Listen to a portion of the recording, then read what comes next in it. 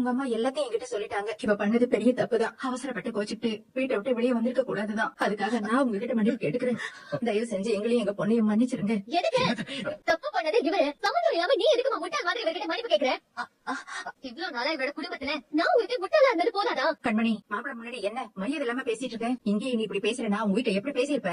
அதாங்க என்ன நடந்துச்சுன்னு இந்நேரம் உன் ஃப்ரெண்டு உனக்கு சொல்லிருப்பாங்களே. போதாததுக்கு தன்னோட நியாயத்தை சொல்றதுக்கு இப்ப இவரு இங்க வந்துட்டாரு. இந்த உலகத்துல யாரு அவங்க பண்ண தப்ப ஒத்துக்கிறா? மனசாட்சி இல்லாம ஒரு தப்ப பண்ண வேண்டியது காலத்துக்கும் அது மூடி மறைக்கலாம் நினைக்கிறது. வெளியே தெரிஞ்சிச்சுன்னா ஏன் மறைச்சோன்னு கூச்சமே இல்லாம அதை நியாயப்படுத்த வேண்டியது.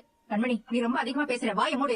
வாய மூடிட்டே இருந்தா சாகுற வரைக்கும் ஏமாலியாதாம இருக்கணும். இனிமே யாரையும் நம்பி நான் ஏமாறதா இல்ல. எனக்கு புரியுது. எனக்கு உங்ககிட்ட கொஞ்சம் பேச வேண்டியது இருக்கு. பேச வேண்டியதெல்லாம் அங்கேயே பேசி முடிச்சாச்சு. இந்த மாதிரி எல்லாம் பேசாதமா, தப்புமா. சித்தி, இதுல நீ தலையிடாத. என் வீடு உங்க யாருக்கும் புரியாது. எனக்கு ஒரு 5 நிமிஷம் டைம் கொடு. நமக்கு எல்லாத்தையும் எக்ஸ்பிளைன் பண்றேன். சாரிங்க, நீங்க சொல்ற எந்த கதையும் கேட்க நான் தயாரா இல்ல. ஏன்னா உண்மை என்னென்ன நடந்துச்சுன்னு மொத்தமா எனக்கு விளங்கிடுச்சு. நீங்க போலாம். ஏய், உனக்கு என்ன பைத்தியத்தை பிடிச்சு போச்சா? மாப்பிள்ளை போய் வெளியே போக சொல்ற?